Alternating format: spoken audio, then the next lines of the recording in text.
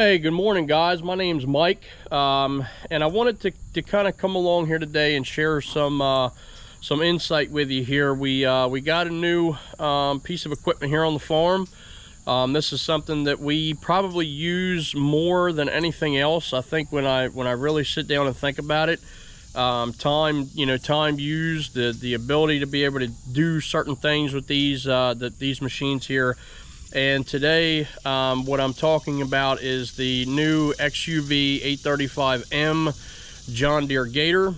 It's something, like I say, we use every day, throughout the day, a lot around here on the farm. So we've got commercial chicken houses that we, constantly are running around. We've got a hog operation and a cattle operation as well. So, there's a lot of driving. And these things here make very useful tools around the farm for being able to check fences, get in and out of tight areas, and just the mobility in and out, which is very nice. And obviously compared to a vehicle, this thing is easier to clean. It's easier to to sweep out the plastic underbody or floorboards and stuff like that. Is nice. So the days of rubber matted floors, on your vehicles seem to be slim to none, or at least around our area. So, and even so, the seats are always hard. It's not like you could spray it out, versus something like this here. So, this is a 2022 XUV 835M John Deere Gator. And this thing here, it's equipped with the cab. It's got an electric dump bed on it, and which is very nice, and a big spacious bed too. That's probably one of my favorite things about these bigger units. We traded in a 4-seater S4 590M Gator, which was a smaller, a longer frame for sure, but a smaller bed and everything like that for us. So but this is it. The doors and everything on it are nice and tight. The inside of the machine is nice. This machine here is just got the leather seats here, and which is something that we were really, for me, because there's so much dust around here and things like that, dirt, manure, everything that we experience, we needed something that was going to be really easy to keep clean. It does have a headliner in this here, which I think is going to be okay. We'll see. Hopefully the dust kind of stays off of it as we go, dirt and stuff like that. So the machine is equipped with the heater and an air conditioner, which is definitely a nice feature to it all. And then I actually added a radio. I figured, you got to have some tunes while you're driving around, so I do like that with it.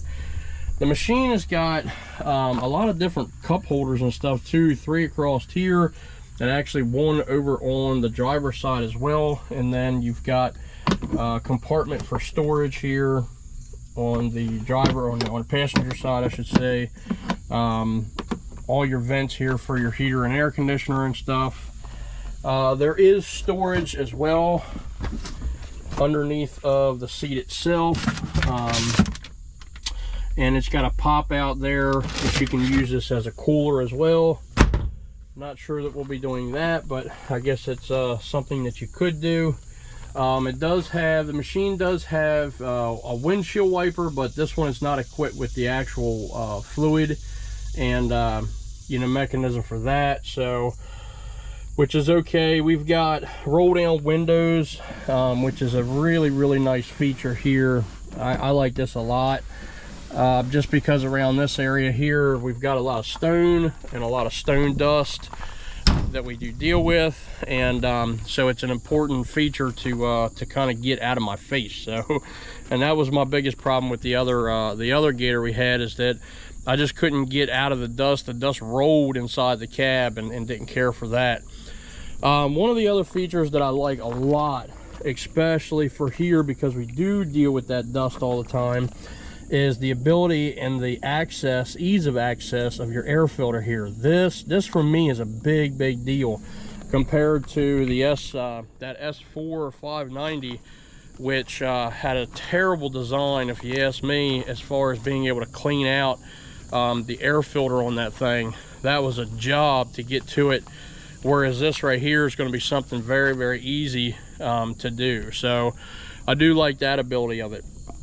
It is set up, I do believe, that you can put lights and stuff, and I think we may even do this with this machine here. It's got a brush guard across the front, which is always nice. One of the things I do like too is factory, it came with a 2-inch receiver hitch on the front, and then a very easily accessible mounting bar to put a winch on if you'd like to do that. The front of it as well, you can put lights up into here. Again, I think we are going to do that with this machine. I haven't done it in the past. This is with the install of the radio. This is our antenna for the radio itself, which is very nice. So overall a very nice machine. I would say that right now the availability on my wheels with this M, we wanted the Maxxis tires and rim, you know, the better rim setup on it, which is something that we're still in the mix for, to try to get something put on it. The availability right now is just not so great, so it came with more of an all-terrain tire on it, and just a solid steel wheel, which the tires for us are going to be something that we have to look at, because especially sometimes in the winter when our pastures are really getting muddy or something like that, you know, that you want to be able to get in and get out. Also to be able to go ahead and we're going to end up probably using this machine to spray as well, and I might even get some of that footage on here for you once we get it all set up for spot spraying fields and things like that, small acreage and all. So, but again, here at the back side, you got your other 2-inch receiver there, which is nice for pulling trailers and all that good stuff. One thing I'm going to say when it comes to the Gators that I'm impressed with is the actual detail to trying to prevent as much mud and buildup into your engine, into, like, you know, other machines, you know, are open here, the mud goes through and gets stuck all up onto the underside of here. So I like that Deere, you know, and they do it with most all of their Gators. Even my 590 had it too, where they just close in a lot of this stuff, which is very nice. You come up to the front here, and the front is the same way. You know, they put extra plastic here to prevent stuff getting in that way. They've really closed it up, you know, very well. So probably, you know, one of my biggest things with it too is that, you know, whether or not that's important to you, for us, I just, you know, I mean, I've had a machine, like I've got Polaris Rangers, or a Polaris Ranger. That thing is not really equipped to be doing what we're doing, and so, you know, you got mud all under the underside of it. There's mud ends up in the battery bay. So here is the Ranger 900 XP by Polaris. Again, we had this unit built with an enclosure, and then had the full setup with our windshield wiper and all that good stuff. It was set up with our electric dump body and all, and then this unit doesn't have real air conditioner, but it does have real heat, which is nice in the wintertime for sure. And then like I say, in comparison with the John Deere, you guys noticed that we actually have the door off, and I do believe that you can get these now. I'm almost certain of it, that you can get these units now with roll down windows on their doors as well. But when we bought this, it wasn't an option yet. This is a 2016 unit here. So like I say, some of the biggest differences with this machine, when we talk about how you know, how it's built and everything, you guys kind of see where looking through this machine, there's just so many points in here where mud and just regular debris and things like that get stuck into.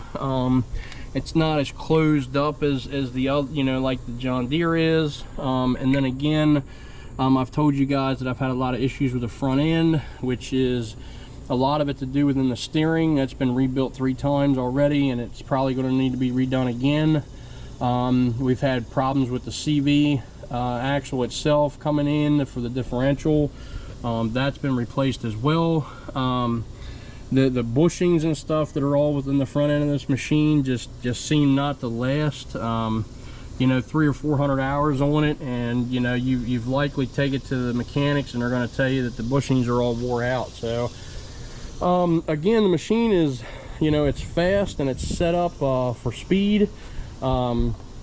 Here's a look at the inside here. You guys see the frame members coming across, which, you know, I can understand for safety, but if you're using it on the farm where you're not, you know, trying to go 65 mile an hour, all of this makes it very hard to clean the back window. So I mean, you guys can see that it's already, you know, it's hard to clean, it's hard to get to, trying to wipe and all that good stuff. So just for a day-to-day vehicle here on the farm, it is it's a pain in the butt to do. It does have a nice big bed, I will give it that, which is one of the biggest things when I bought it that I liked with it. We have put a whole new tire on the machine than what was factory, and these things have really held up. They're a higher ply tire, so they've done a good job. And then as well, like I say, if you guys can see, you guys see through. So when you talk about the actual enclosure itself, just a lot of areas where it's not sealed very good. In comparison with the John Deere there, you know, it does have the lip around, but it just does not seat as well as what the Gator does. And a lot of storage underneath of your seat. Another, you know, another box up here like that. It's got some cup holders and all that good stuff. You know, so there's definitely some abilities that this machine has as well. And then just talking about overall with it, again, that machine there, if you're looking for something to just, you know, to go have fun, you know, with in the mountains, and you're not looking for something to really work with or utilize on a day-to-day operation with a farm, I would definitely suggest that this unit is a perfect unit for that. It's something you're not going to put a bunch of hours on, and something that you want to go really fast with. So they are a lot of fun when it comes down to that. It's just that this unit here for us has just not been a very good unit when it comes to longevity and being able to rely on this machine. We've had several problems out of it, you know, for whatever reason. You know, I mean, most of the time, guys around the farm here, we're doing 25 to 35 mile an hour or something. So it's not like we're, you know, we just get them, we drive them like regular vehicles. So I'm not up and down mountains. I'm not in and out of mud all the time. You know, we're not doing things to the machine that would, you know, that you would think would hinder the operation of it. So it just hasn't lasted for us. But that's a good look between both of the machines and some of the biggest differences that I see. And again, I think that when you're looking for something to utilize, you know, especially in the farming industry, because you see a lot of these UTVs, you know, they'll advertise that they're good for the farm. You know, Polaris has one where they put a big bale of hay in the back of it, and you know, all that good stuff. But I think in the long run, we're going to be much happier with the John Deere Gator, and we're excited to see where we get with it. And like I say, our other 590 did very well, lasted a good while, no issues at all. So we're looking forward to the same thing out of this.